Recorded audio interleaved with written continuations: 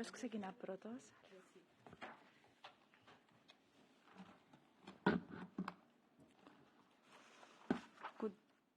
Mirëmbrëma të gjithëve dhe mirë se erdhët në këtë konferencë shtypi për konferencën ndërqeveritare me Shqipërinë. Jemi këtu me zëvendës ministrën për çështjet evropiane, Marilena Rauna, nga komisionerja për zgjerimin Marta Kost dhe nga kryeministri i Shqipërisë Zoti Edi Rama. Do t'i jap fjalën së pari ministres son, ministra Rauna, fjala është për ju. Faleminderit shumë. Maria, mirë dita. Ishte një nder e privilegj kaq e madh të kryesoja sot konferencën e 8 për anëtarësimin me Shqipërinë me kryeministrin Rama dhe komisioneren Kost. Gjatë presidencës së Kipros, Këshilli ka vlerësuar përparimin e Shqipërisë për grup kapitullin e themeloreve mbështetur në raportin e vlerësimit piketave të ndërmjetme të Komisionit Evropian dhe në vijim të këtij vlerësimi, konferenca sot e anëtarësimit doli në përfundimin që Shqipëria ka plotësuar me sukses piketat e ndërmjetme për grup kapitullin e themeloreve. Kjo është një arritje vërtet domethënëse dhe një vlerësim i rëndësishëm i përpjekjeve të qëndrueshme për reforma të Shqipërisë dhe angazhimit politik nga Shqipëria në rrugtimin e saj europian.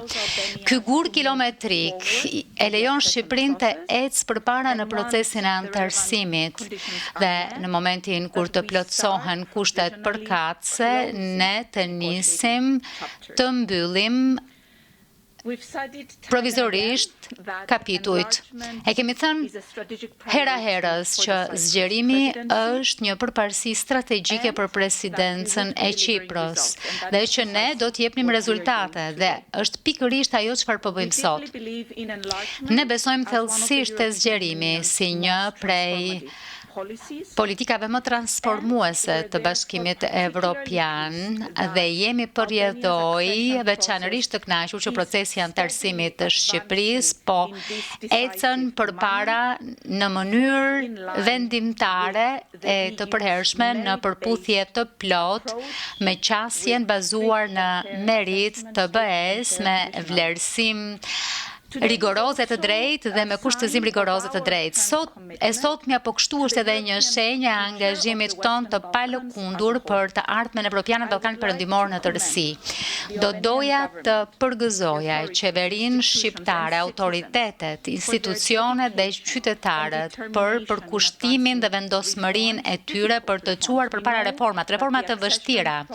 E dim që procesi i anëtarësimit është një rrugtim i mundimshëm, por një rrugtim që ja vlen dhe që kanë dëshmuar një angazhim kaq të qartë ndaj një të ardhmeje të përbashkët evropiane. Në të njëjtën kohë, konferenca e sotme shënjon fillimin e një faze të re, ndoshta edhe më sfiduese e kërkuese të procesit anëtarësimit, sepse grup kapitulli i themeloreve mbetet në themel të negociatave. Progresi në këtë fazë nuk matet vetëm me miratimin e reformave apo të legjislacionit, por gjithmonë më tepër me zbatimin e tyre efektiv, me një bilanc të konsoliduar dhe të besueshëm dhe nga rezultate të prekshme, të cilat janë të qëndrueshme dhe të pakthyeshme. Kjo kupton përpjekjet vazhdueshme për të forcuar shtetin e së drejtës, për të garantuar pavarësinë e institucioneve të drejtësisë, për të luftuar korrupsionin dhe krimin e organizuar, për të mbrojtur të drejtat themelore, për fshi të drejtat e personave që u përkasin pakicave dhe për të garantuar që institucionet demokratike të funksionojnë efektivisht dhe me transparencë. Bashkimi Evropian pret me padurim për të vazhduar këtë vrudh reformash nga Shqipëria me të njëjtën vendosmëri që e ka sjell Shqipërinë në këtë gur kilometrik kaq të rëndësishëm sot. Në këtë drejtim, arritja e sotme përfaqëson si vlerësimin e përparimit që është bërë, si dhe nisjen e fazës tjetër. Komisioni Evropian mbetet rësisht i përkushtuar të mbështesë Shqipërinë përgjatë procesit dhe presidenca e Kipros do të vazhdojë të punojë deri ditën e fundit fundit të presidencës së vet me të njëjtin përkushtim dhe me të njëjtën shpejtësi. Konferenca e sotme dëshmon edhe një herë që politika e zgjerimit jep rezultate konkrete kur reformat nga partnerët për zgjerimin ndiqen me vendosmëri, transparencë, besueshmëri. Faleminderit ministre, komisionere, fjala është për ju. Më pëlqen shumë entuziazmi juaj vërtet e dashur Marilena. Pa ju, ky sukses që kremtojmë sot nuk do të ishte i mundur, por edhe pa punën tuaj i dashur kryeministër Edi Rama. Jemi këtu për shënjuar një hap të madh të Shqipërisë në procesin e anëtarësimit. Pas Malit të Zi në 2024, Shqipëria është një e dyta nga vendet tona kandidate që ka plotësuar piketat e ndërmjetme të shtetit të së drejtës caktuar në vitin 2024. Tetor. Dhe kjo është një arritje për të kremtuar, është vlerësim i një pune të madhe prej më shumë se një dekade, sepse nuk është diçka që ndodh brenda ditës. Kështu që kur konfirmojmë këto piketat ndërmjetme për shtetin e së drejtës, konfirmojmë që puna juaj e 10, madje edhe më shumë viteve në këtë fushë ka qenë e suksesshme.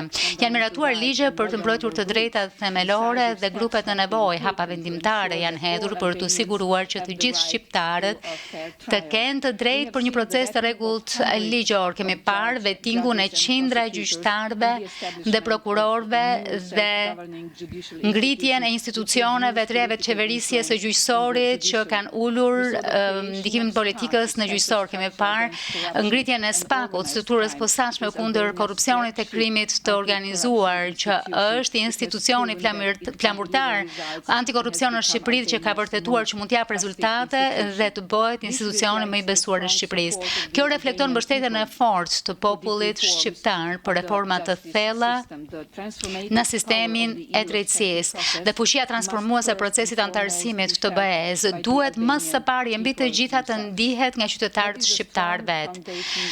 Ky është një themel i fortë për të punuar mbi të, duke arritur këtë gur kilometri kyç, sot ne po vendosim me vetbesim edhe termat e rrugtimit përfundimtar drejt anëtarësimit në BE-s. Sot kemi vendosur objektivat e fundit. Shtetet anëtare kanë përcaktuar piketat mbyllëse për kapitujt më të rëndësishëm, për shtetin e së drejtës dhe të drejtat e themelore, për sistemin e drejtësisë, antikorrupsionin dhe luftën kundër krimit të organizuar. Arritja sot me çel një fazë të re të bisedimeve të zgjerimit dhe bën të mundur për Shqipërinë të ecë përpara drejt mbylljes së kapitujve. Pra pa hapin e sotëm, mbyllja e kapitujve nuk do të ishte as pak e mundur në të gjitha fushat e politikave.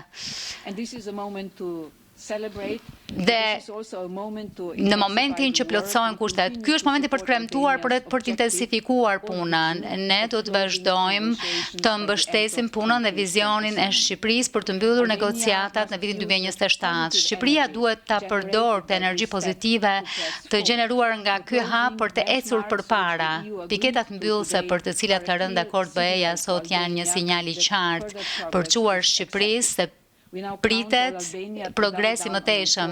Mbështetemi tashmë te Shqipëria për të intensifikuar reformat dhe kjo duhet përfshijë të gjitha forcat politike në vend dhe të bëhet në konsultim si me shoqërinë civile, ashtu edhe me publikun. Shteti së drejtës prek çdo qytetar. Reformat që i shërbejnë Shqipërisë mund të arrihen vetëm duke marrë pikpamjet e të gjithë personave të prekur në konsiderat. Tashmë është koha që të përmbushim pritshmëritë e qytetarëve shqiptar duke intensifikuar harmonizimin me BE-s dhe duke dhënë rezultate për ato reforma që kanë peshë për ta dhe më shumë se 90% e qytetarëve shqiptar mbështesin anëtarësimin tuaj në BE. Kemi një rrugë të gjatë përpara, por do të mbi shumë shpejt, kështu që shfrytëzoni këtë moment të kremtoni arritjen dhe le t'i kthehemi me njëherë punës. Ne po punojmë fort në procesin e zgjerimit. Ju thatë që doni të keni rezultate dhe rezultatet janë këtu. Për hyrjen nga hyrja e Kroacisë në BE në 2013 deri te Komisioni aktual i Bashkimit Evropian me nisjen e mandatit në dhjetor të 2024-s, në 11 2010 kemi mbyllur 5 kapituj. Nga dhjetori 2024 deri më tani kemi mbyllur 11 kapituj. Tashmë në të ardhmen do të arrim shifrat më të larta në mbyllje, por tashmë për jush sa më shumë kapituj të mbyllen në rrugtimin e antarësimit të Shqipërisë, aq më shumë i suksesshëm do të jetë Bashkimi Evropian. Falenderoj shumë Kryeministër, falenderoj shumë Dashur Edi. Faleminderit, fjala është për ju Kryeministër. Faleminderit shumë. E dashur Marilena. Faleminderit shumë e dashur Marta. Nuk më do mua?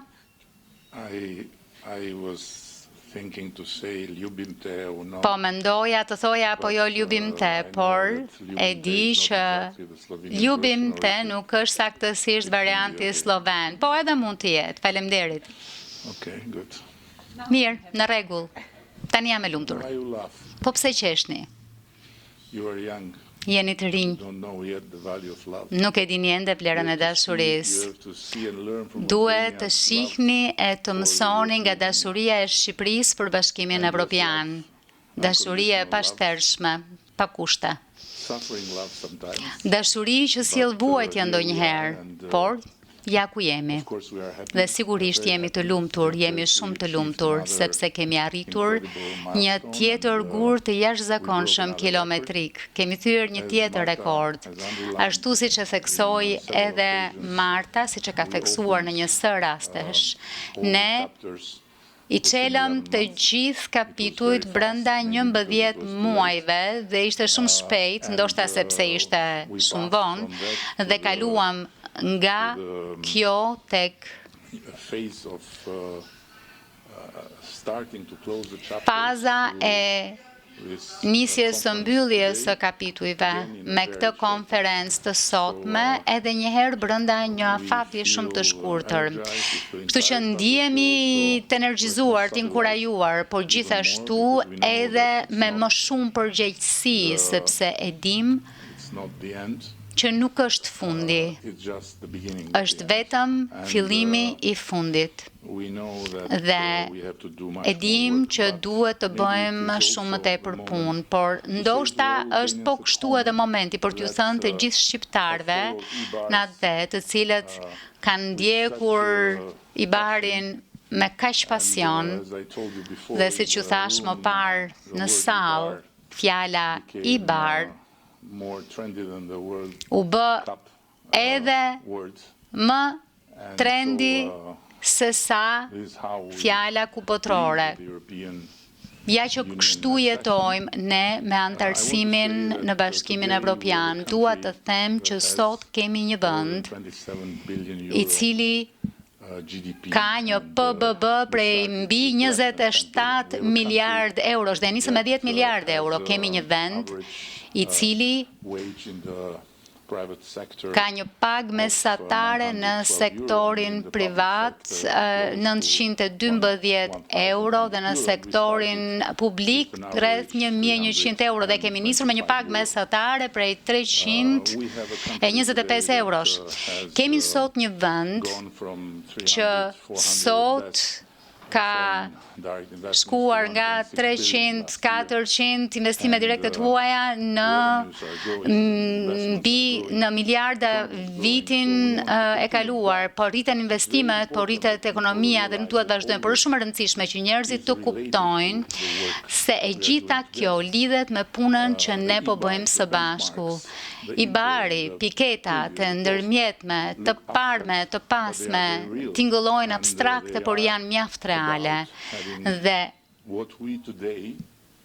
kanë të bëjnë me faktin që kemi atë për cilin sot morëm konfirmim, institucione të forta, shumë të forta se sa 10 vjet më parë, një sistem drejtësie të fuqizuar dhe që është i pavarur si kur më parë në historinë e vendit tonë. E nisëm me stigmën e një vendi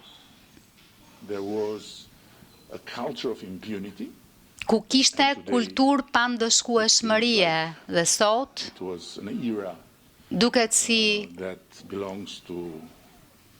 të ketë që në një epokë në një kohë të shekujve më parë, ndërkohë që ishte vetëm pak vite më parë, bashkëpunimi ynë në ligjzbatim me partnerët evropianë është më i thellë. Administrata jonë është gjithmonë më tepër e angazhuar, e investuar dhe e aftë, siç e tregon edhe puna që bëjmë ngushtësisht me Komisionin dhe rrugtimi ynë evropian është i pakthyeshëm.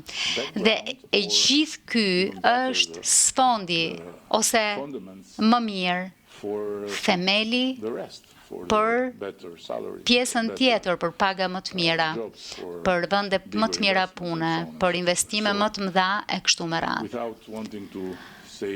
Pa dashur të them shumë më tepër, dua thjesht të falenderoj nga zemra së pari Komisionin, sepse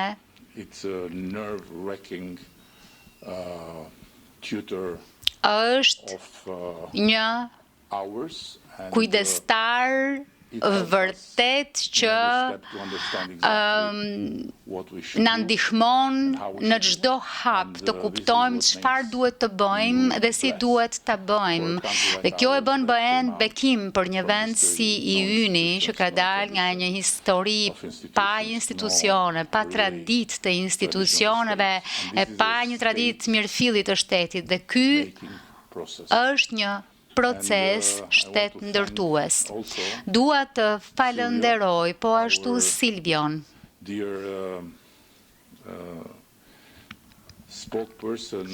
zëdhënësin ton të dashur në emër të kujdestarit që i duhet na sjell lajme të mira e të këqija. Ka qenë shumë kuptim plot dhe po e bëj këtë falënderim sepse është konferenca e fundit ndërqeveritare ku ai përfaqëson BE-n. Më pas dua sigurisht të falenderoj dritën e diellit që solli Çiproja jo vetëm sot, sepse sot ishte punë e përbashkët, ne sollëm ca diell nga Shqipëria, ju ca nga Çipro dhe më së fundi ky qytet grije i mërzitshëm shndriti. Njëherë, dua të falenderoj po kështu shtetet anëtare që kanë bërë një punë të jashtëzakonshme bashkë me Komisionin për t'i vënë të gjitha gjërat në linjën e duhur dhe të na sfidojnë. Është sfida më e madhe me cilën jemi përballur. E dim këtë, njohim magnitudën e saj dhe jemi gati të përballemi dhe them pa asnjë lloj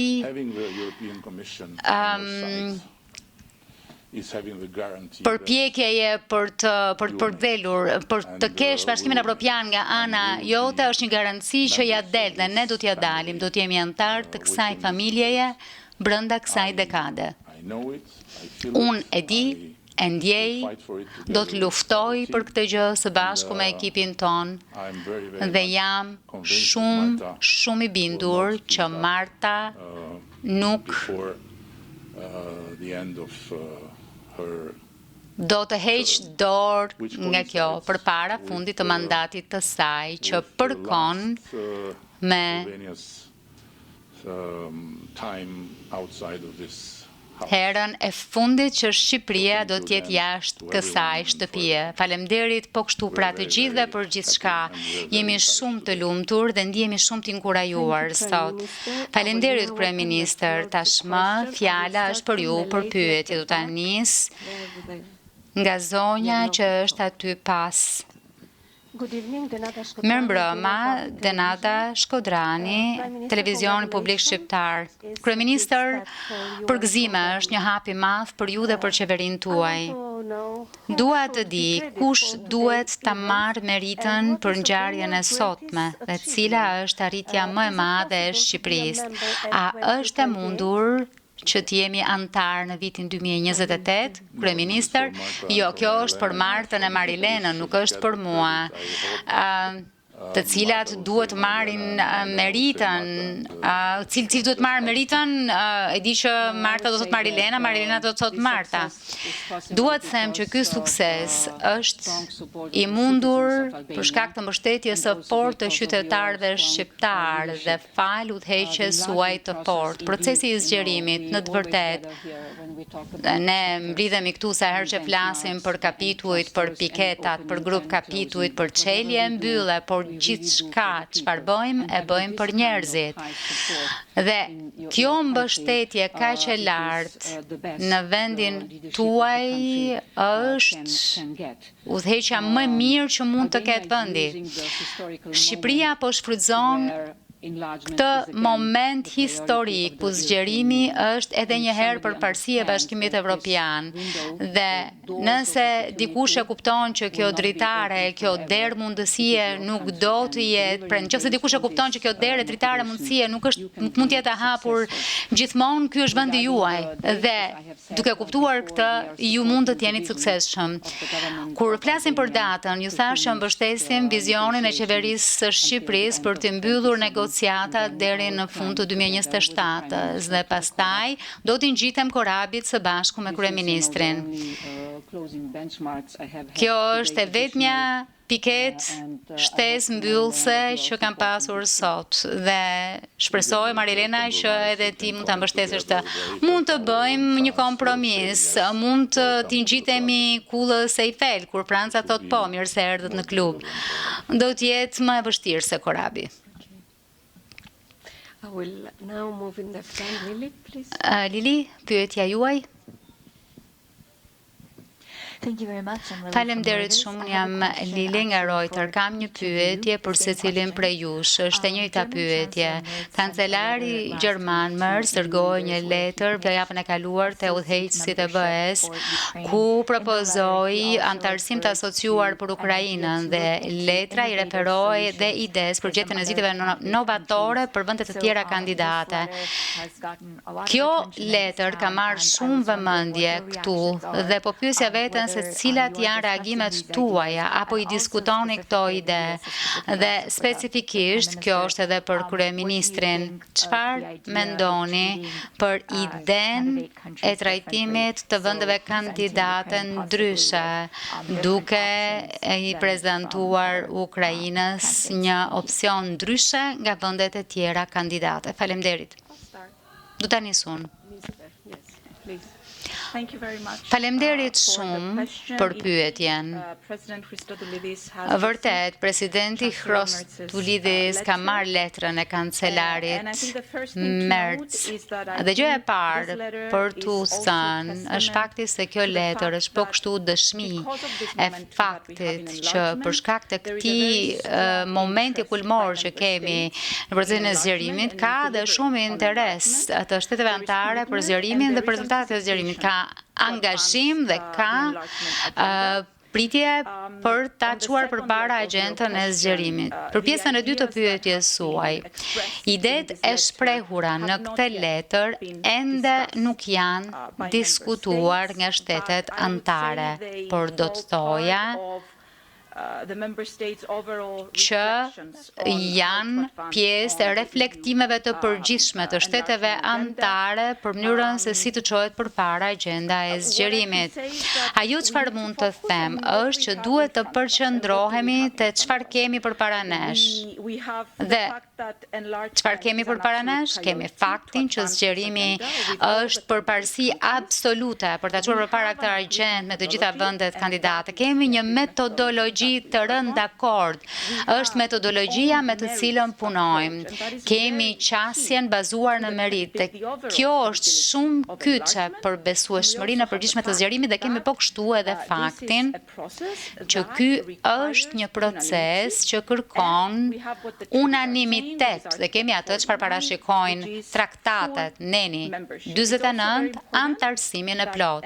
Është po kështu shumë e rëndësishme që partnerët e zgjerimit të trajtohen në mënyrë të barabartë. Dhe komenti i fundit, komisionerja, dhe mua më pëlqejnë gjithmonë numrat, sepse ndonjëherë i thonë gjërat shumë herë më qartë. Numrat për sa shumë kemi ecur përpara krahasuar me vitet e mëparshme që nga dhjetori, do t'u shtoja atyre numrave që për herë të parë, qysh se kur kemi krijuar palën ad hoc për antarësimin e Kroacisë, dhe aso kohë e kam ndjekur këtë proces, për herë të parë që prej asaj kohe kemi një palë ad hoc të ngritur për hartimin e traktatit të antarësimit me Malin dhe kjo flet shumë, fakti që jemi këtu flet shumë, procesi i zgjerimit të negociatat e antarësimit, pavarësisht sa komplekse janë dhe duhet jenë të tilla, sepse ky është një proces transformues, është një nga politikat që kanë më shumë ndikim të Bashkimin Evropian, sepse sjellim antar të rinj në familje. Por pavarësisht këtij kompleksiteti, ja dalim të farkëtojmë kompromise që kërkon shumë punë, të gjejmë zgjidhje, të arrijmë konsensus mes shteteve anëtare. Këtë kemi bërë dhe këtë do të vazhdojmë të bëjmë. Faleminderit, ministra. Komisionerja apo kryeministri, për t'i rënë shkurt historisë. Së pari, është shumë me interes dhe e mirëpritur vëmendja e veçantë që kancelari gjerman i kushton zgjerimit dhe ne e vlerësojmë shumë këtë.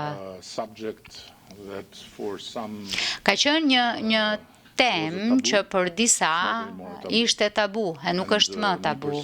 Unë personalisht jam i kënaqur me këtë, sepse u bën disa vite, apo që prej disa vitesh që mendoj se duhet gjetur një mënyrë krijuese, sepse jemi në një botë krejt të re. Europa ka një luftë me të cilën duhet të merret në tokën e saj dhe shumë sfida me të cilat duhet të përballet. Dhe sigurisht një Europë më e bashkuar është më mirë për të gjithë. Dhe as qeveria e Shqipërisë,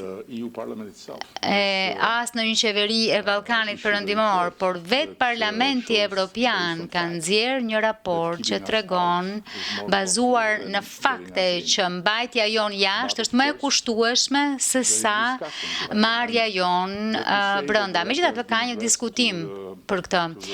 Lejoni t'ju them që letra ju është drejtuar udhëheqësve të shteteve anëtare të Bashkimit Evropian. Kësaj është një diskutim që duhet ta bëjnë ata.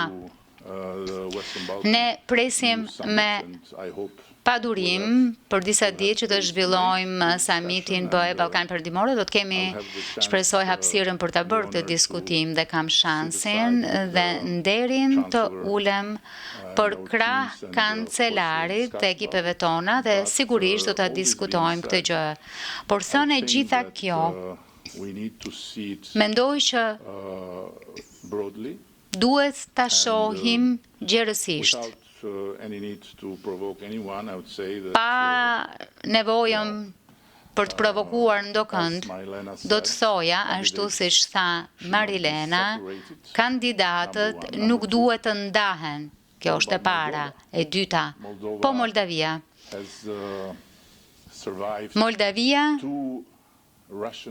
ju ka mbijetuar 2 agresioneve ruse në 2 fushata shumë të vështira.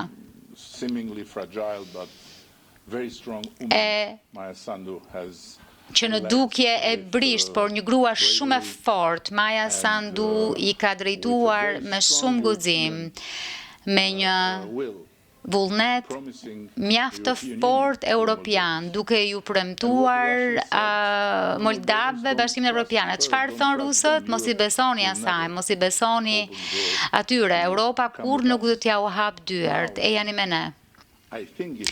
Tani, mendoj që është një bast tejet i madh që të pritet për zgjedhjet e treta pa çelur bisedimet e antarësimit për Moldavin. Sa për Shqipërinë, dëgjoni, jemi vendi e kombi më pro-europian në Europë, jo sepse e them unë, por sepse çdo barometër i BE-s e thot një gjë të tillë. Ne jemi talibanët e BE-s. Ne nuk do t'i hedhim syt askund e nuk do të lëkundemi. Çfarëdo të duhet, do ta bëjmë për të hyrë brenda. Ne do të luftojmë me kokë fortësi për të hyrë brenda. Por ka pika të dobta e dobësi vërdall që duhen marrë në konsiderat. Në Europën e sotme, askush nuk është i vogël mjaftueshëm për t'u lënë për raundin tjetër dhe askush nuk është i madh mjaftueshëm për të qenë i vetë mjaftueshëm. Kjo është pikpamja ime për këtë. Faleminderit kryeministër, komisionere. Shkurtimisht, për mua sfida më e madhe e procesit të zgjerimit është se si të ngushtohet hendeku midis parimit bazuar në meritë që kërkon kohë dhe si t'ju përgjigjemi situatave të sotme gjeopolitike. Ashtu siç keni thënë, dashur kryeministër, në qoftë se nuk do të mund të integrojmë qinjsinë apo hapësirat tona të kandidatëve, dikush tjetër mund të hyjë dhe t'i përdorë si armë kundër nesh. Kështu që e shoh letrën e kancelarit Merz si një kontribut pozitiv për të zgjeruar diskutimet se si të mund të ecim me metodologjinë e zgjerimit në kohë të cilat janë krejt ndryshe nga 40 vjet më parë, në kohën kur Portugalia e Spanja u bën antar e ndërkohë përdorim të njëjtën metodologji pak a shumë. Kështu që çdo diskutim nga shtetet anëtare është mjaft i mirë pritur në këto kohra sfiduese. Faleminderit komisionere dhe do të marrim edhe një pyetje të fundit. Markus këtu përpara.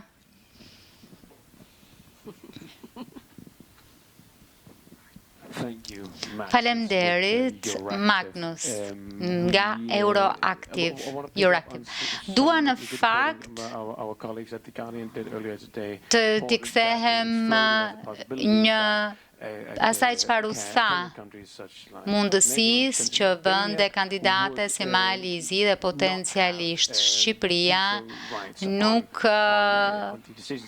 mund të kenë të drejtë vetoje për vendimet e Këshillit. Sapo pata shansin të pyesja kryeministrin më parë dhe më tha që e mirëpret dhe po ju pyes ju, a është kjo diçka që vendet kandidate duhet ta presin apo konsiderohen kjo si zgjedhje? Së pari, të gjitha vendet tona kandidate kanë mundësi të antarësohen si antare të plota në BE kur të plotësojnë të gjitha kushtet. Kjo është baza.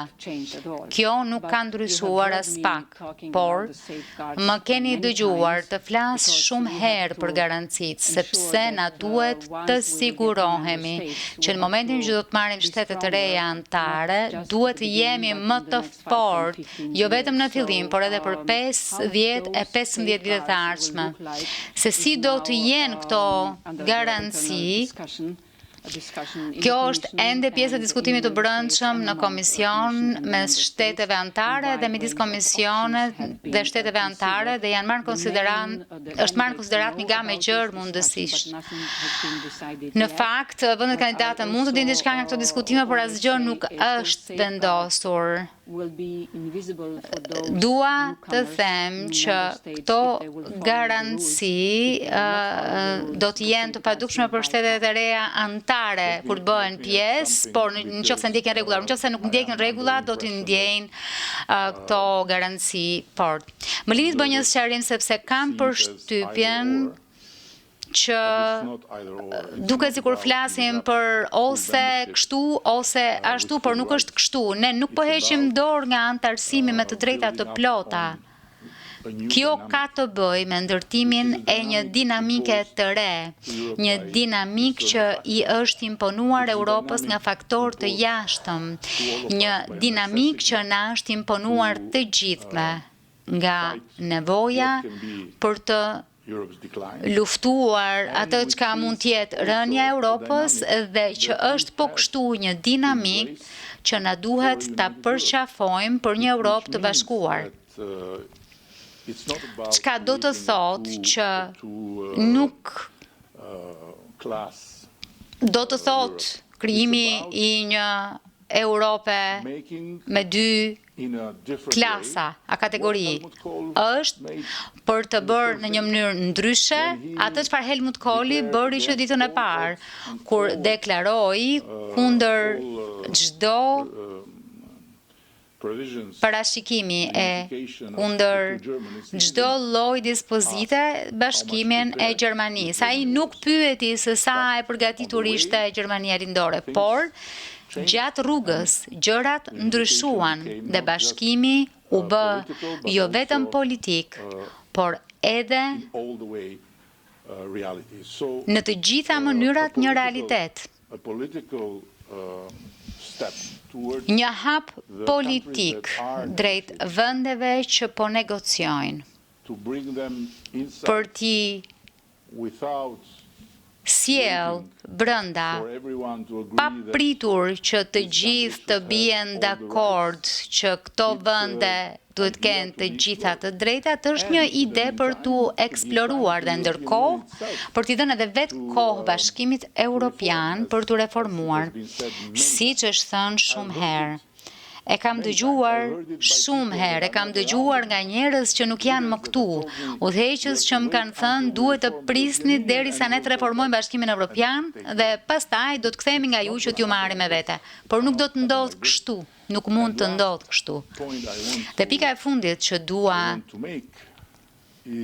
të ngrë është se ne të gjithë duhet të kuptojmë edhe një herë se ka ardhur koha të luajmë ndryshe lojën tonë dhe sërish, kur vjen fjala te Shqipëria, ne jemi shumë të qartë.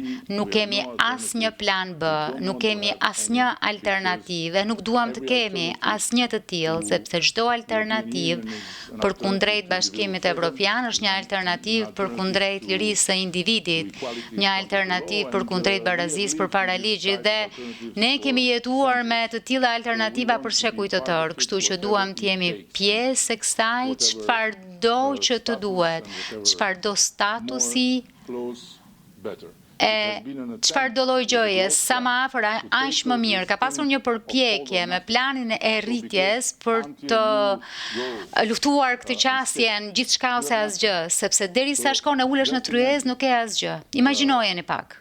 Një shtet antar IBE-s në rajon merr mesatarisht nga Bashkimi Evropian 4.000 e disa qindra euro për frym, ndërkohë që ne merrnim nga Bashkimi Evropian 132 euro për frym, një hendek i jashtëzakonshëm, kështu që plani i rirritjes trajtoi këtë gjë me një mekanizëm që tregoi se ishte i dobishëm, por jo i mjaftueshëm më, ndaj na duhet të bëjmë më shumë dhe kjo është e gjithë ideja. Nuk është ideja të krijojmë Europë me dy nivele qytetarie. Jo, as pak. Ka të bëjë me një Europë tërësisht të integruar me disa faza e lëvizje krijuese duke respektuar plotësisht metodologjinë në fuqi, duke mos hequr asnjëherë dorë nga procesi bazuar në merit, sepse procesi i bazuar në merit është i mirë për ne. Ne duhet ta bëjmë jo sepse na e kërkojnë ata, por sepse ndihmon vendin të bëhet një demokraci mirëfilli funksionale. Faleminderit kryeministër, faleminderit ministre. Një koment i shkurtër nga ana ime për këtë, për t'ju thënë që për këtë që është një proces ndërqeveritar.